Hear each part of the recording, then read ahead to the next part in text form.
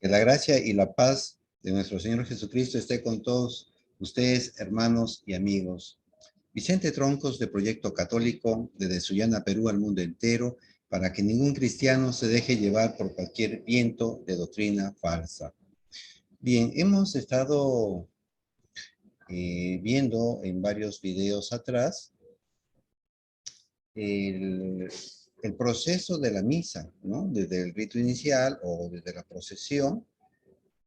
Luego, pues viene la bendición, el signarse con la cruz, el saludo del sacerdote, el confiteo o yo confieso, el gloria, la, la oración colecta, que es una oración que concluye el rito inicial y nos prepara para lo que viene adelante, que va a ser la liturgia de la palabra y la liturgia eucarística. Y hoy día lo que queremos es seguir en este proceso de la misa que poco a poco nos va conduciendo a un encuentro cada vez más profundo y más personal y comunitario también con nuestro Señor Jesucristo, con el Padre y el Espíritu Santo.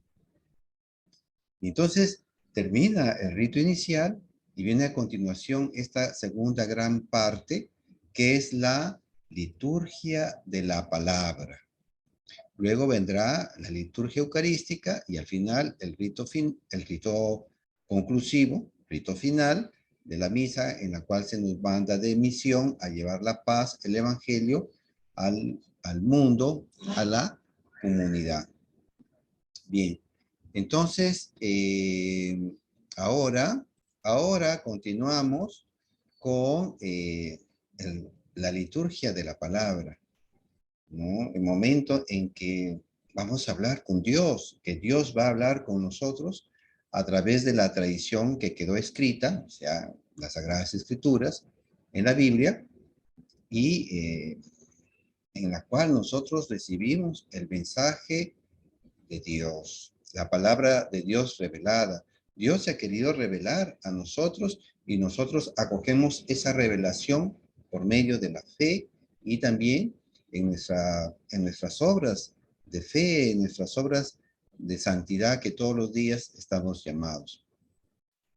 Entonces, aquí me ha llamado poderosamente la atención muchos hermanos que han dejado la iglesia, nuestra iglesia católica, y han ido a otras congregaciones, a congregaciones de tipo evangélico. Tenemos muchos amigos en las congregaciones evangélicas, en sus diferentes tipos de congregaciones que hay. Sabemos que no hay una iglesia evangélica, que lo que hay son congregaciones evangélicas diferentes, con diferentes doctrinas. Es una sola la Biblia, pero tienen diferentes doctrinas.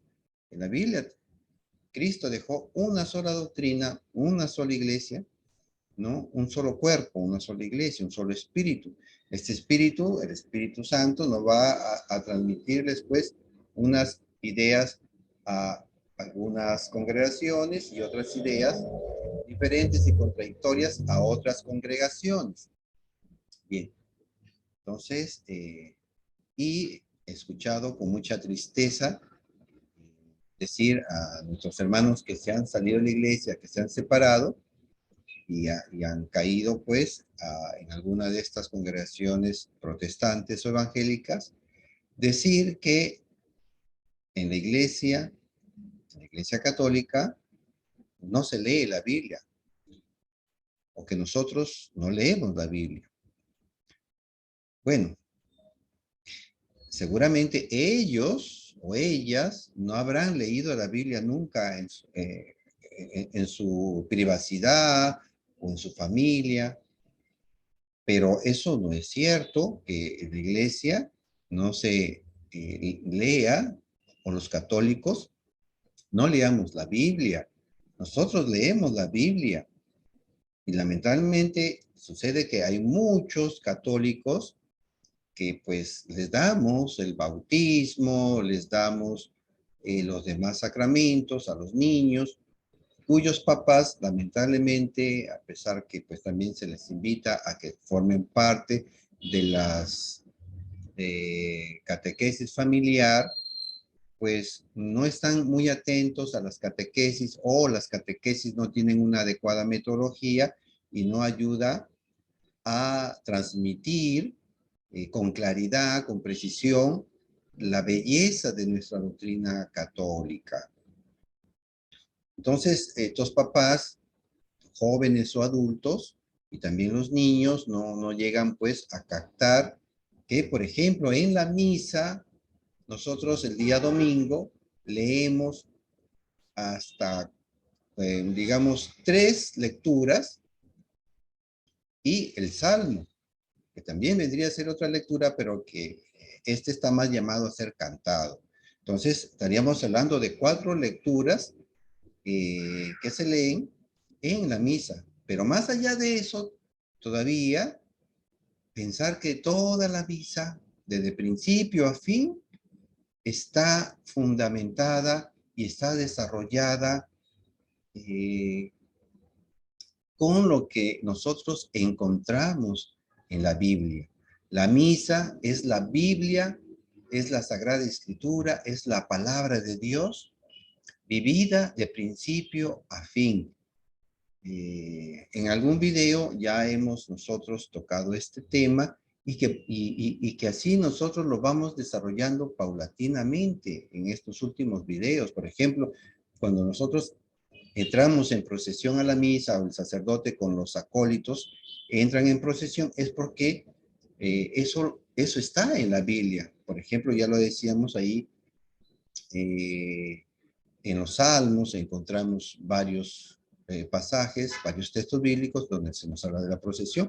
La señal de la cruz es porque la cruz es la señal del cristiano. Cristo murió en una cruz que nos muestra su amor y su plan de salvación de la forma más extraordinaria ahí en la cruz. Bien, etcétera. Entonces, hay muchos católicos que se salen de la iglesia y lamentablemente por no conocer, no saber a plenitud nuestra doctrina, la vivencia de ella en la liturgia, principalmente en la misa, llegan a decir que tristemente y erróneamente llegan a decir que en la Iglesia Católica no se lee la Biblia o que, bueno, que ellos no lo hayan leído es una cosa muy diferente, pero nosotros los católicos leemos la Biblia, nosotros tenemos nuestras Biblias, por ejemplo, esta Biblia, la Biblia de nuestro pueblo de Alonso Schockel, esta es una traducción, ¿no? Yo en mi universidad tenía esta Biblia, la Biblia de Jerusalén, una Biblia de bolsillo, ¿no? Hace muchos años cuando estoy en la universidad. Pero todos en nuestras casas tenemos Biblias. Eh, lo que viene a estar sucediendo es que no se está fomentando adecuadamente el estudio de la Biblia o la lectura diaria, pero la iglesia no dice, nunca ha dicho no lean la Biblia, no, sí, advierte que se debe leer, pero a la luz de la enseñanza del magisterio.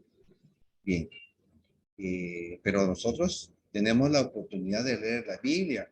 Por ejemplo, en la oración llamada liturgia de las horas, que tenemos 7 horas al día, que están, digamos, distribuidas a lo largo de los días, por ejemplo, en la madrugada, ¿no? La lectura del oficio, a las 6 de la mañana el laudes, luego a las 9 de la mañana, la hora tercia, la hora sexta, al mediodía, la hora nona, a las 3 de la tarde, las vísperas a las 6 de la tarde y las completas a partir de las 9 de la noche. Y en todas ellas estamos orando con los salmos y con algún breve pasaje de las Sagradas Escrituras. Y entonces, el rosario, en el rosario, que es una oración de contemplación, saludando y llamando bienaventurada a la Virgen María a través del saludo del ángel, el saludo de Santa Isabel, estamos contemplando los misterios de la vida de nuestro Señor Jesucristo, el Evangelio. Cuando nosotros, por ejemplo, decimos primer misterio gozoso, digamos, la encarnación de nuestro Señor Jesucristo, segundo misterio, la visitación de María, su prima Isabel. En todas ellas estamos leyendo, por ejemplo, el capítulo 1 de Lucas. Estamos contemplando los misterios del Evangelio de la vida de nuestro Señor Jesucristo. En otras palabras, es como estar leyendo la Biblia, la palabra de Dios, el Evangelio tan hermoso.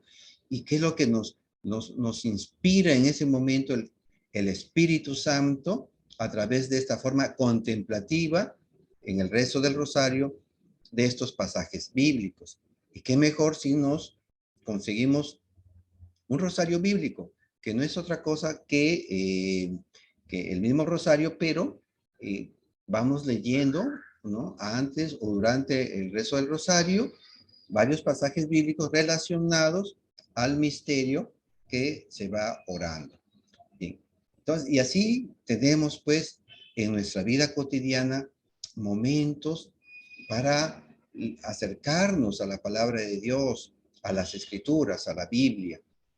Más allá que dediquemos unos minutos, sino pues una hora, etcétera, ya dependerá de cada uno cuánto tiempo le dispone a la lectura bíblica.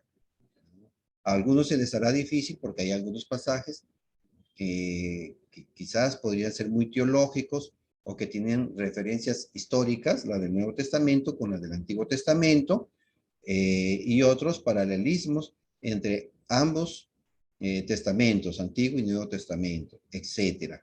Bien, la iglesia en el catecismo, ahí en el numeral 76, nos habla que la revelación, la transmisión del evangelio, ¿no? Según el mandato del Señor, ¿no?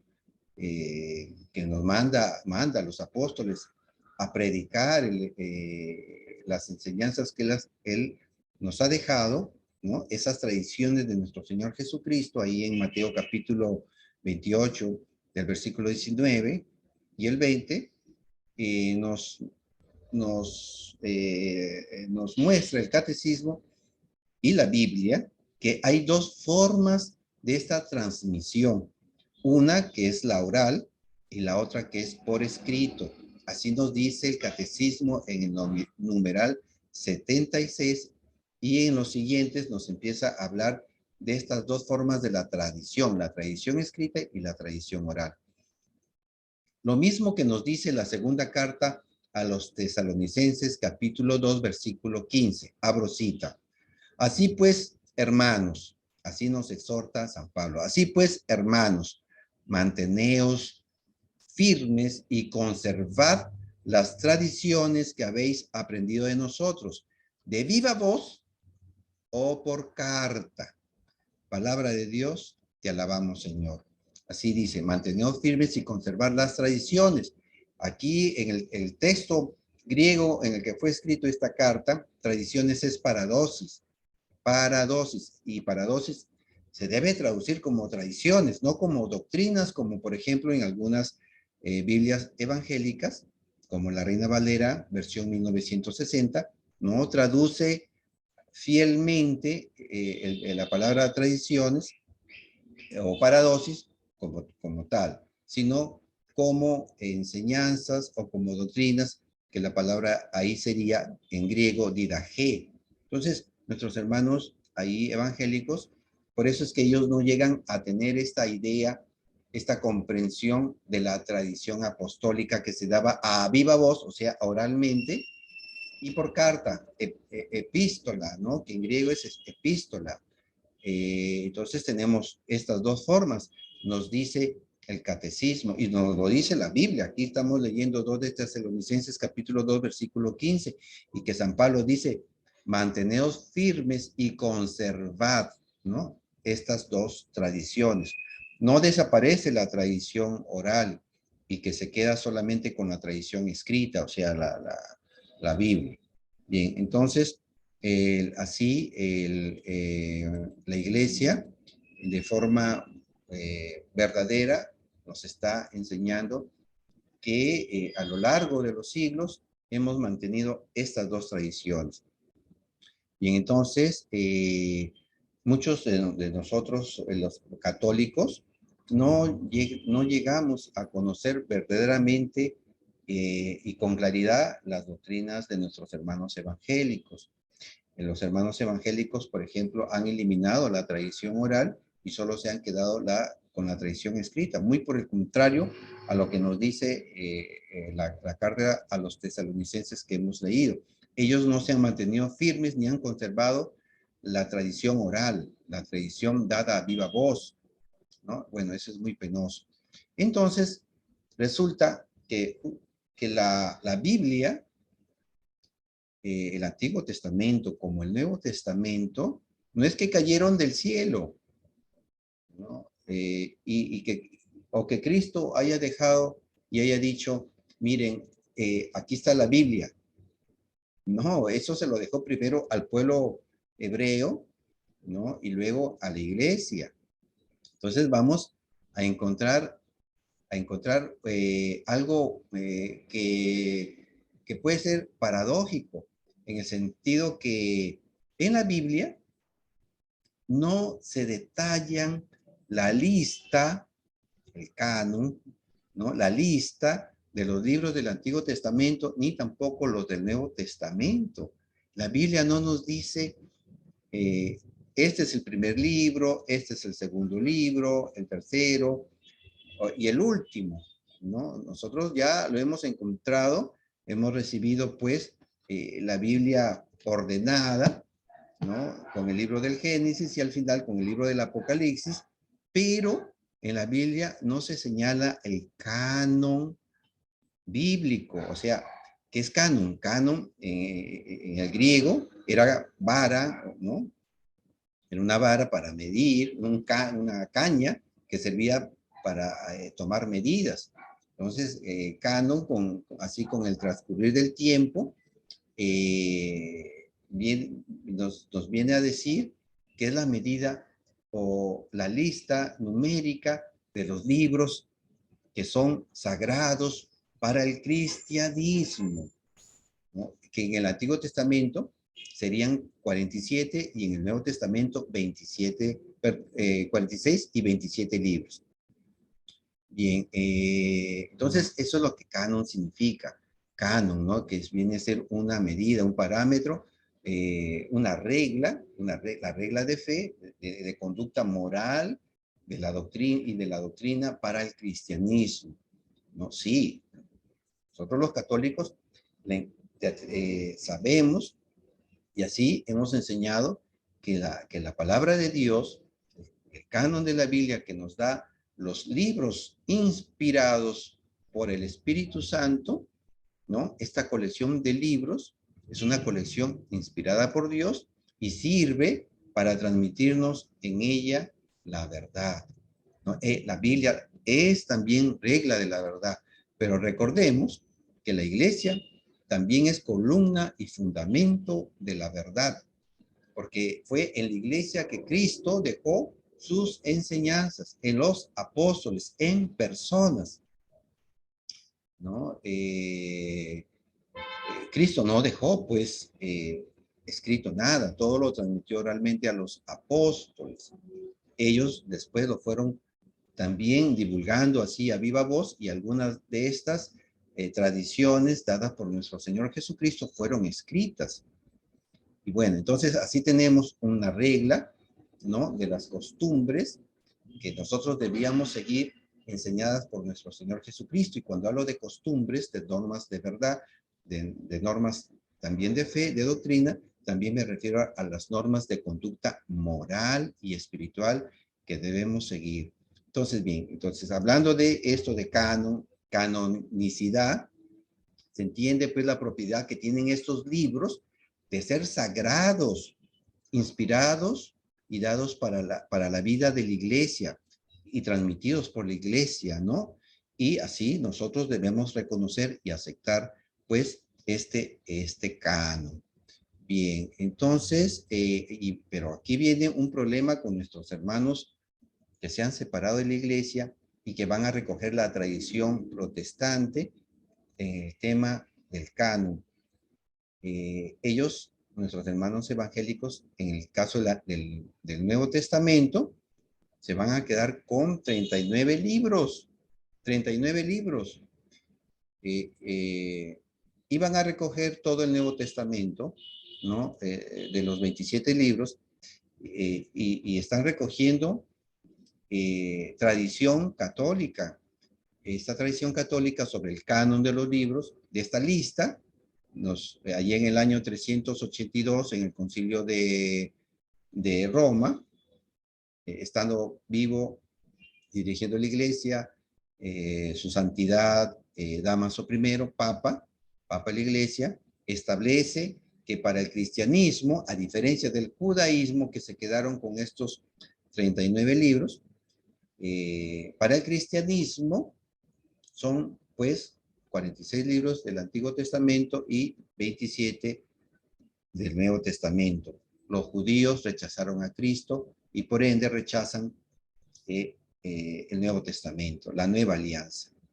Ahora, nuestros hermanos judíos tienen una forma diferente de agrupar el Antiguo Testamento. Para ellos son 22 libros porque juntan varios de ellos. Por ejemplo, los 2 libros de Reyes, los de Samuel, etcétera.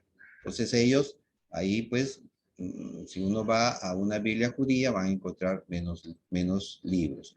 Pero ahí están todos los de la lengua hebrea. Entonces, ¿cómo es que se llega a estos de 39 libros, los judíos, y nosotros los cristianos vamos a tomar una lista un poco más larga?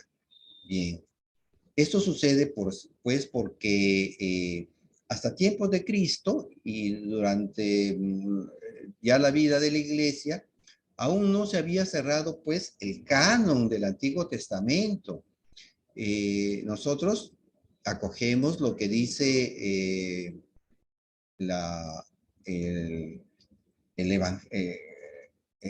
ya el Nuevo Testamento, y por ejemplo, lo que Pablo enseña en la carta de los Romanos, en el capítulo 3, versículo 1 y versículo 2, que lo quiero leer para que nosotros reafirmemos y reafirmamos lo que hemos recibido del pueblo judío, que es las Sagradas Escrituras del Antiguo Testamento. Abro cita. ¿Cuál es pues la ventaja del judío? ¿Cuál la utilidad de la circuncisión? Grande de todas maneras. Ante todo, a ellos les fueron confiados los oráculos de Dios. Los oráculos de Dios. Palabra de Dios, te alabamos, Señor. Los oráculos de Dios es la palabra de Dios transmitida, ¿no? Por diferentes personas del Antiguo Testamento, profetas, Moisés, etcétera.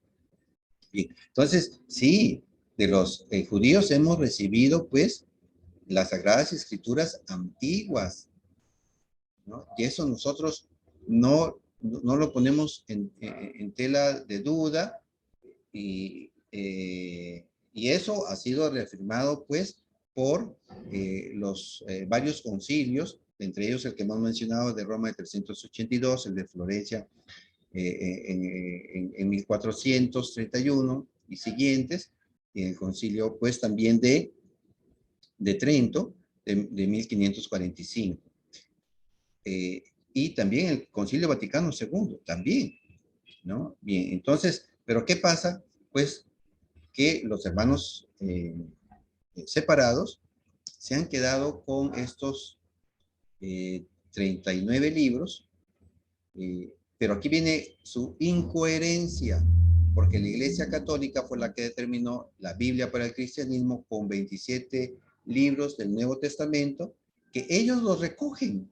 Nuestros hermanos evangélicos los recogen, los aceptan como palabra inspirada.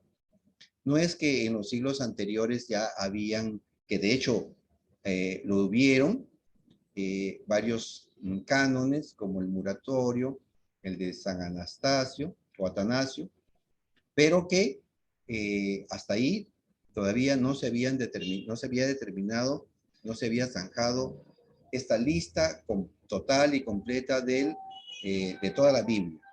Es más, al canon de Muratori le faltaban algunos libros, ¿no? Y tenían otros libros que a la postre vendrían a aclararse con el Concilio de Roma.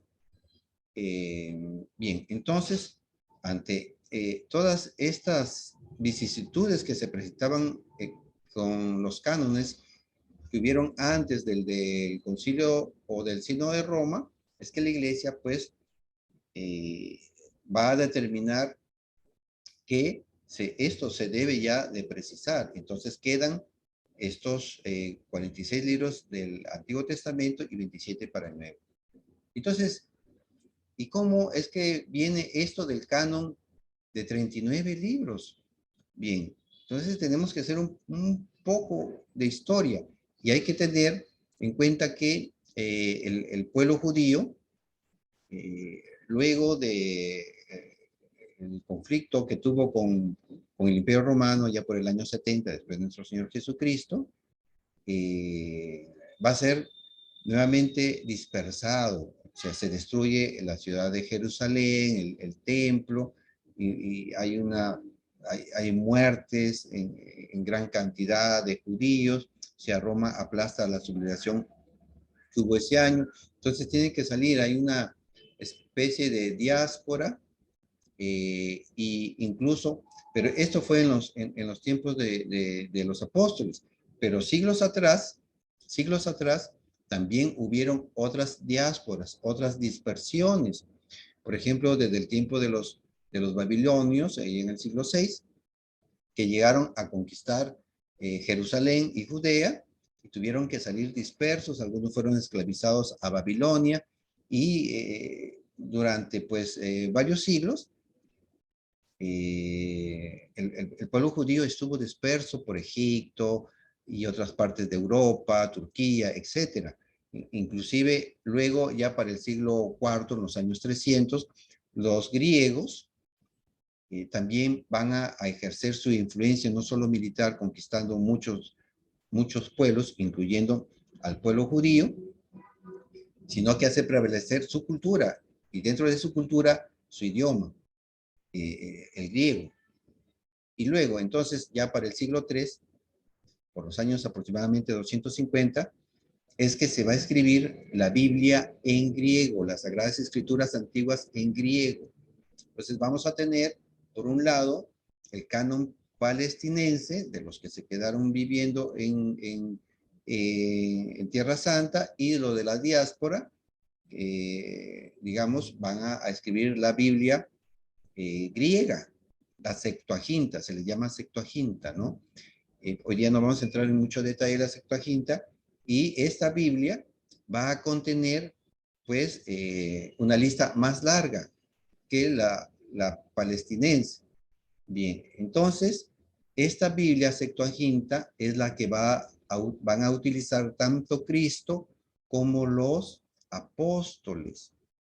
De las más de 350 citas que tiene el Nuevo Testamento, los estudiosos, los eruditos han determinado que un aproximado de 300 y un poco más de estas citas fueron tomadas de la Biblia griega, de la Septuaginta, escrita en griego, ¿no? Bien, que pues contenía estos 7 libros, ¿no?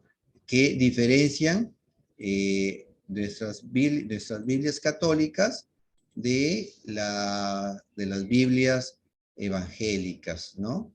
Bien, ¿no? Entre ellas, por ejemplo, el libro de Barú, libro de Judí, de Sabiduría, etcétera. Bien, entonces tenemos ahí el por qué la iglesia va a tomar esta Biblia Septuaginta, y que no solamente los apóstoles, sino también los sucesores de los apóstoles, que vienen a ser sus discípulos y después llamados padres de la iglesia. Los padres de la iglesia van a tomar el uso de la Septuaginta.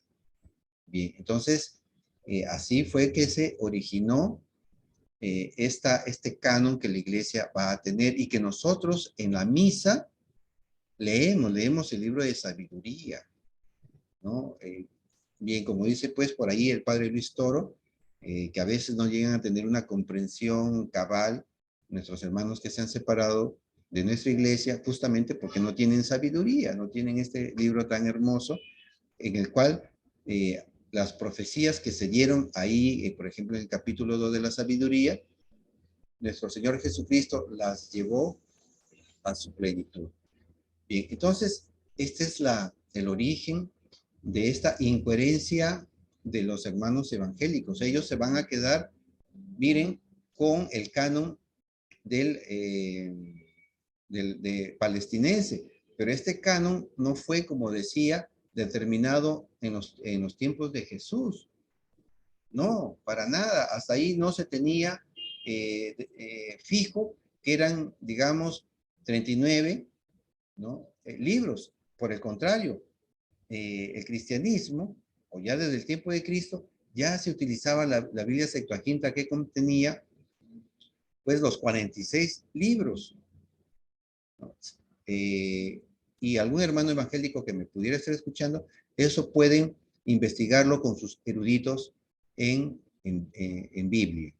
Bien, entonces, aquí nosotros encontramos pues esta incoherencia de que ellos se quedan con este canon que fue establecido, como decíamos, no antes de Cristo, ni durante Cristo, sino ya cuando la iglesia católica, la iglesia que Cristo fundó, ya había entrado en vigencia, en vida, desde el momento que reciben al Espíritu Santo en Pentecostés, allá aproximadamente año 30 o 33, y empieza a regir. Entonces, este canon palestinense va a ser determinado por un concilio de judíos, fariseos. Algunos datan este concilio a partir del año 90 y algunos entrando el siglo II, ¿no? Ya es un concilio de rabinos, y estos van a determinar, para diferenciarse del cristianismo, que utilizaba esta Biblia Septuaginta, pues van a decir y van a determinar que para el judaísmo van a ser sus 22 libros o 39 si los desglosamos, algunos de ellos que hemos mencionado antes, y así se queda. Bien, entonces esta incoherencia de nuestros hermanos evangélicos es que si aceptan el Nuevo Testamento establecido por la Iglesia Católica, pero van a rechazar la del Antiguo Testamento y se acogen al concilio, a un concilio judío, un concilio de rabinos, de fariseos, ¿no? Judíos. Cuando la Iglesia ya estaba en vigencia, ya el judaísmo ya llegó la ley, la antigua alianza, hasta que Cristo llegó. Y a partir de Cristo en adelante, con el Pentecostés cristiano, que recibimos el Espíritu Santo, nace la iglesia, y es la iglesia columna y fundamento de la verdad, como nos dice pues la segunda carta a Timoteo capítulo 2 versículo 15, que ella es la que va a determinar. A ella se le dio, teniendo como cabeza a Pedro, ¿no? Cabeza como líder de la iglesia aquí en la tierra, como dice Mateo, capítulo 16, versículo 18 y 19, ¿no? Que Cristo edifica su iglesia y a Pedro le da las llaves y el poder de atar y desatar. Y luego en Mateo capítulo 18, versículo 18, ya al resto de los apóstoles también se le da esta autoridad de atar y desatar. Es la iglesia, ya no es el pueblo judío. Bien, entonces, qué pena, pues, ¿no? Abandonar la iglesia, que es la transmisora de la verdad, la que ha recogido las tradiciones dadas por nuestro Señor Jesucristo y puestas por escrito en el Nuevo Testamento, ¿no? Bien, entonces, para nosotros, los católicos, eh, tenemos esta gracia, esta bendición de haber recibido la palabra de Dios que revelada en su plenitud por nuestro Señor Jesucristo, la segunda persona de la Trinidad, Dios también, ¿no? Como lo es el Padre, como lo es el Espíritu Santo. Y hemos custodiado durante pues todos estos siglos y hemos enseñado y hemos transmitido con firmeza, con veracidad, la palabra de Dios. Eso no implica que algunos miembros de la iglesia, incluso papas, obispos, presbíteros, ¿no? Nuestros sacerdotes y otros miembros laicos lleven una vida que no, o hayan llevado una vida que no es completamente acorde a lo que se enseña en la palabra de Dios. Eso no implica que la Iglesia Católica se haya apartado de la verdad. No, para nada. Bien, entonces, la Iglesia es depositaria de la fe, ¿no? De la transmisión que ha sido haciendo oralmente, como por ejemplo lo encontramos ahí en la primera carta a Timoteo, capítulo 1, versículos 12 al 14. Como hemos dicho ya, ella es la autorizada para atar y desatar. Y es más, allí en el libro de Lucas, en el capítulo 10, versículo 16, se nos muestra que fue a los apóstoles, a la iglesia, no a, digamos, a alguna escritura dada por escrito, sino a la iglesia, que a ella debíamos escuchar. Lucas 10, 16 nos dice, quien a vosotros os escucha, a mí me escucha. A quien a vosotros os rechaza, a mí me rechaza. Y quien me rechaza a mí, rechaza al que me ha enviado. Palabra del Señor, gloria a ti, Señor Jesús. Bien, entonces la iglesia recibe la Sagrada Escritura de los hermanos israelitas y la complementa con el Nuevo Testamento. A la iglesia es la que escuchamos o a la que rechazamos. Y si rechazamos a la iglesia, estamos rechazando a Cristo y estamos rechazando al Padre. Entonces, nuestros hermanos católicos que se han separado de la iglesia están rechazando a la iglesia católica, a Cristo y al Padre por no aceptar el canon verdadero de la Biblia. Bien, entonces, hermanos, la palabra de Dios para nosotros es fuente de doctrina moral. A ella debemos apegarnos. Yo quiero terminar con esta partecita del libro de Deuteronomio. A mí me encanta el libro de Deuteronomio, es un libro hermosísimo. Miren lo que nos dice, por ejemplo, ahí en Deuteronomio, capítulo 30, versículo 9. Yahvé tu Dios te hará prosperar en todas tus obras, en el fruto de tus entrañas, el fruto de tu ganado y el fruto de tu suelo. Porque de nuevo se complacerá Yahvé en tu felicidad como se complacía en la felicidad de tus padres. Si tú escuchas la voz de Yahvé, tu Dios, guardando sus mandamientos y sus preceptos, lo que está escrito en el libro de esta ley, si te conviertes a Yahvé tu Dios con todo tu corazón y con toda tu alma.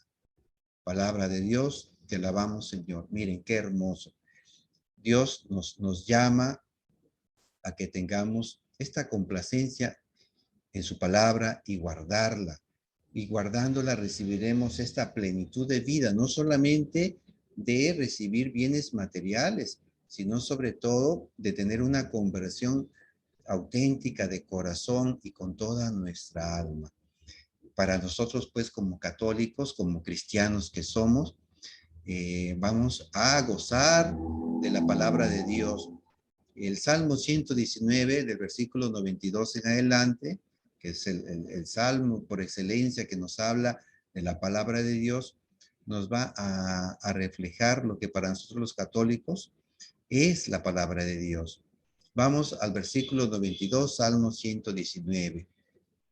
Si tu ley no hubiera sido mi delicia, ya habría perecido en mi miseria. Jamás olvidaré tus ordenanzas. Por ellas tú me das la vida. Sí, una vida de paz, una vida de gozo, una delicia, ¿no? Así dice, si tu ley no hubiera sido mi delicia, es como miel a nuestro paladar.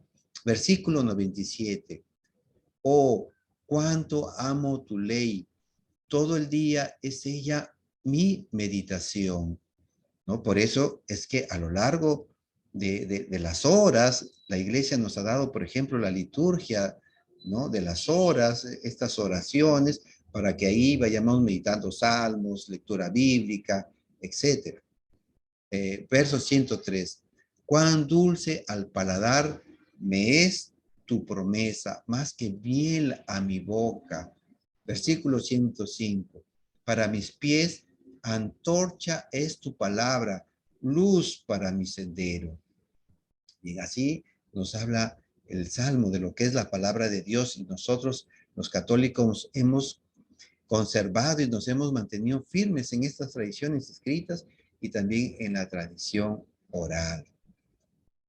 Bien, hermanos, entonces, no caigamos en este error evangélico de rechazar, de los hermanos evangélicos, de rechazar el canon de la iglesia, la palabra de Dios. La primera lectura que nosotros tenemos en la misa, sobre todo en el tiempo ordinario. Recuerden que la misa está, la liturgia, la misa está a lo largo del año litúrgico, está dividida en varios tiempos. El tiempo ordinario, el tiempo de Adviento, el tiempo de Cuaresma, el tiempo de Pascua, ¿no? Que estamos viviendo, y a lo largo de ellas se van intercalando lecturas. En el tiempo ordinario es que más leemos en la primera lectura el Antiguo Testamento. Ahora que, por ejemplo, nosotros estamos en el tiempo de Pascua, pues estamos leyendo Hechos de los Apóstoles. Al final del tiempo litúrgico del tiempo ordinario, se lee el Apocalipsis. Bien, entonces, en el tiempo ordinario, como digo, leemos en la primera lectura el Antiguo Testamento y lo complementamos con el Salmo, las cartas apostólicas, ya el Nuevo Testamento y el Evangelio. Bien, entonces hoy día hemos conocido un poco de cómo se formó el canon del Antiguo Testamento. En la Biblia no se nos dice, pues, nada de cómo se estableció el canon, ni tampoco se nos da la lista, ¿no? De los libros, pero ya en el tiempo de Cristo ya se aceptaban el libro de Éxodo, el libro de, digamos, de los profetas y de los macabeos. Por ejemplo, ahí nosotros vamos a encontrar algunos de estos libros, como el de Macabeos. Por ejemplo, en Macabeos, en el segundo libro de Macabeos, en el capítulo 7, se nos hablan de mártires del judaísmo y que el libro de Hebreos lo va a recoger. Vamos a la segunda de Macabeos, capítulo 7, versículo 1, en adelante. Sucedió también que 7 hermanos apresados junto con su madre eran forzados por el rey, flagelados con azotes y nervios de buey, a probar carne de puerco prohibida por la ley. Ellos, por supuesto, no rechazaron nada de esto, y por no claudicar a la fe judía, ¿no? Fueron martirizados. Versículo 13. Llegado a su tránsito, maltrataron de igual modo con suplicios al cuarto hijo, al cuarto hijo. Versículo 14. Cerca ya del fin decía así: es preferible morir a manos de hombres con la esperanza que Dios otorga de ser resucitados de nuevo por él, de ser resucitados de nuevo por él. Entonces, ¿qué pasa? Que aquí los macabeos, en los tiempos de los macabeos, ya siglo II aproximadamente antes de nuestro Señor Jesucristo, a diferencia de todos los libros anteriores, ya se habla de la resurrección. Ellos ya lo creían. Entonces, el libro de Hebreos, en el capítulo 11, versículo 35, se nos hace recuerdo de estos mártires, de los macabeos, que en las Biblias evangélicas, ni la Biblia judía, van a contener este libro de Macabeos, ni el 1, ¿no? Tampoco. Vamos a Hebreos 11, versículo 35. Las mujeres recobraban resucitados a sus muertos, Unos fueron torturados, rehusando la liberación por conseguir una resurrección mejor. Palabra de Dios, te alabamos, Señor. Bien, entonces aquí tenemos esta carta a los hebreos asignada a San Pablo, que nos está refiriendo a lo que ya se enseñaba en el libro de Macabeos, como digo, rechazado por los hermanos evangélicos. Si ustedes pueden comprar una o en internet entrar a una Biblia evangélica, cualquiera de las diferentes versiones que tienen, como esta de la Reina Valera, ¿no? La NBI, que esa es otra, nueva versión internacional, etcétera. Y pues van a encontrar que les faltan estos libros. Pero aquí encontramos evidencia bíblica que los apóstoles sí aceptaron estos libros que los hermanos evangélicos han rechazado, que ellos llaman apócrifos, pero que la Iglesia Apostólica, para ella, sí eran libros inspirados. Bien, hermanos, entonces, cuidado de caer en estas incoherencias, ¿no? Y desearles, pues, que sigamos profundizando y conociendo la belleza espiritual, teológica que se nos revela en las Sagradas Escrituras y que la Iglesia, a través del magisterio, nos ha enseñado a tener una mejor comprensión de ellas. Que el Señor los bendiga, hermanos.